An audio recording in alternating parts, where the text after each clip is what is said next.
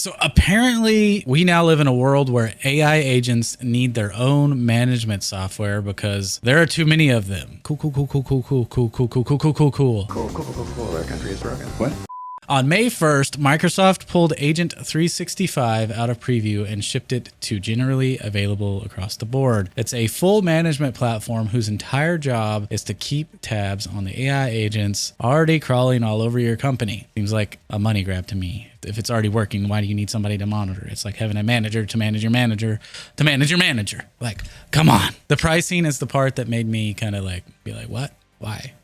And speaking of money, the pricing is the crazy part. So they want to charge you $15 per user per month for Agent 365 standalone, or bundled into the brand new Microsoft 365 E7 SKU at $99 per user per month. That's a 32% jump over E5, and Microsoft is basically saying agent governance is now a tier of Microsoft 365 in the same way email and Teams are. Again, it's just a money grab. When is the bubble going to pop? This is just getting outrageous. So what you're actually getting out of this fee is an agent registry, real-time observability of what your agents are doing, security policies, and this is the spicy part: multi-cloud agent sync. If you built something on AWS Bedrock or Google Gemini's Enterprise, Agent 365 will pull it into the same registry so admins can see and govern it. Microsoft also slid Windows 365 for agents into public preview the same day, which is basically a cloud PC purpose-built to be the computer your agents log into. So your AI now has its own laptop and you pay for that too. Which for $15 or $99, is that a good deal? No, it's not. Microsoft's pitch here is all about security. Agent 365 helps admins understand how agents are used, identify performance or risk signals early, and take actions on issues before they impact the business. And basic translation here is agents are already sprawling across orgs faster than IT can track them, and Microsoft wants to be the one selling you the leash.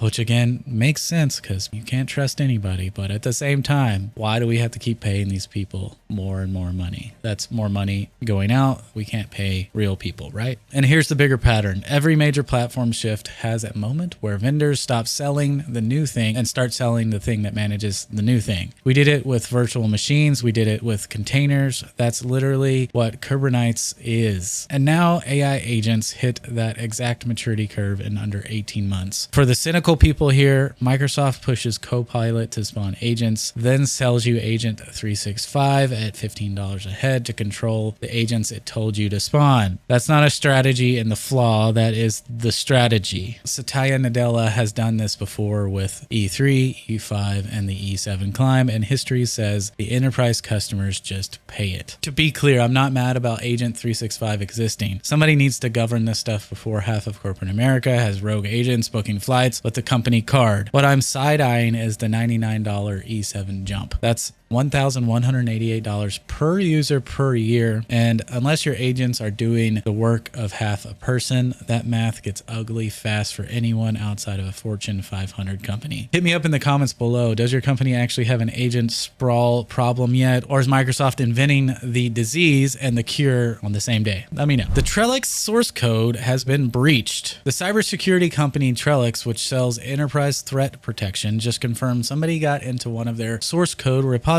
without permission. The company says only a portion of the code was accessed and that it was product development code only. No customer data, no customer environments, and no evidence that the release pipeline was tampered with. They've called in forensic experts, looped in law enforcement, and this is the big asterisk here. They have not said who got in or how long they had access. A cybersecurity firm getting popped in this kind of thing is supposed to be embarrassing, but at this point, it's basically a rite of passage. Microsoft, OKTA, LastPass, they've all been here. And welcome to the club, Trellix. How does it feel? Xbox Game Pass for May is actually freaking sweet. The new CEO is definitely a breath of fresh air. She may not have had anything to do with what's coming out in May, but the pricing was reduced recently, so that's a big win, and a bunch of other things. The logo, have you seen the new Xbox logo? It's freaking sweet. Nice.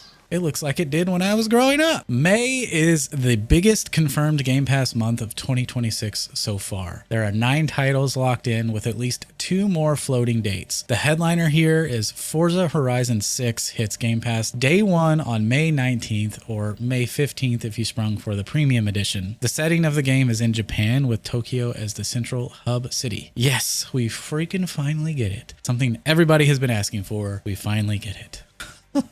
Subnautica 2 launches into early access on May the 14th with 4-player co-op, the part of the original Subnautica experience that fans have been begging for since 2018, and it's coming out day 1 on Game Pass. Also dropping is Final Fantasy V on May the 5th, Mixtape on May the 7th, Call of the Elder Gods on May the 12th, Bistro on May 21st, Echo Generation 2 on May the 27th, and Crash Out Crew on May the 28th. Honestly, if you let your Game Pass subscription lapse over this past year, May is the month I think that it drags you back. Microsoft knows exactly what they're doing, or at least I think they do. But let me know in the comments below, are you going to resub in May to play any of these games? Let me know. Anthropic's run rate revenue just blew past $30 billion, up from roughly $9 billion at the end of 2025. And that is not a typo. That is 3x the revenue in 5 months, which is probably why Google is now plowing up to $40 billion into Anthropic in a mix of cash and compute, expanding the Broadcom partnership and effectively making Anthropic the most heavily capitalized non-public AI lab on the planet. Meanwhile, OpenAI pushed past $25 billion in annualized revenue and is reportedly taking early steps towards an IPO, potentially as soon as late 2026. And OpenAI public listing would be one of the largest tech IPOs of the decade. Samsung announced a goal to put Google's Gemini AI onto 800 million mobile devices by the end of 2026, roughly doubling its current footprint. And NVIDIA confirmed Vera Rubin is in full production with 7 new chips, a claimed 10x reduction in inference cost over Blackwell, and first cloud deployments on AWS, Google Cloud, Microsoft, and Oracle are going to be happening later this year. The Frontier Lab money is officially in the phase no one has language for yet. Anthropic tripled its revenue in 5 months, and that's not a startup curve, that's an oil strike curve. But let me know in the comments below, what's your favorite AI company to use, or chatbot, or whatever? I use Claude, but let me know what your favorite is below. Project Digits, the personal AI supercomputer, is shipping this month from NVIDIA and partners starting at $3,000 with 1 petaflop of FP4 AI performance on a desk. The actively exploited Sharepoint 0-day CVE 2026-32201 has been patched, but over 1,300 Sharepoint servers are still unpatched and exposed online. Patch your stuff, people. Medtronic confirmed the ShinyHunters attack with up to 9 million records allegedly stolen, and the company has since been pulled from the leak site, which is the universal sign for the ransom got paid. NVIDIA is reportedly skipping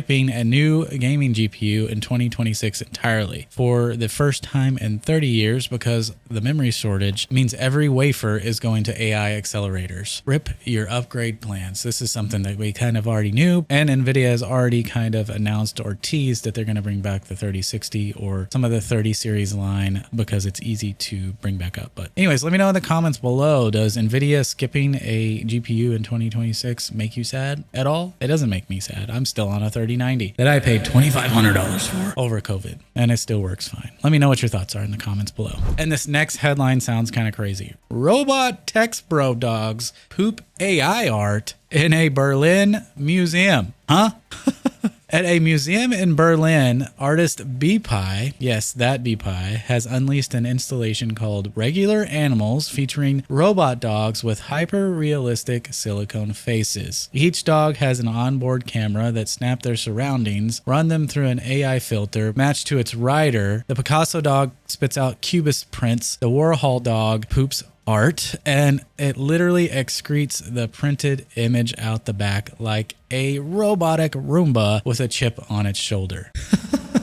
The whole thing is on display until May the 10th, and it's the kind of art piece I genuinely can't decide if it's brilliant or the most expensive joke ever told. Tell me in the comments below, would you stand in line to see a robot dog poop on the floor? Because I think it would be cool to at least see. Let me know in the comments below. If you're new here, smash that subscribe button, smash the like button. We do this every single week or bi-weekly at this point because the tech news is kind of sparse and it gets kind of boring and repetitive talking about AI. Cool. No doubt. Every single word that comes out of my mouth. But regardless, we are here. I would love for you to subscribe. Definitely hit that like button and let me know which story got to you most. Are you in on the Agent 365? Are you out? Are you preloading Forza right now? Did you resubscribe to Game Pass? Let me know in the comments below. But until next time, remember to stay nerdy. Peace out, y'all.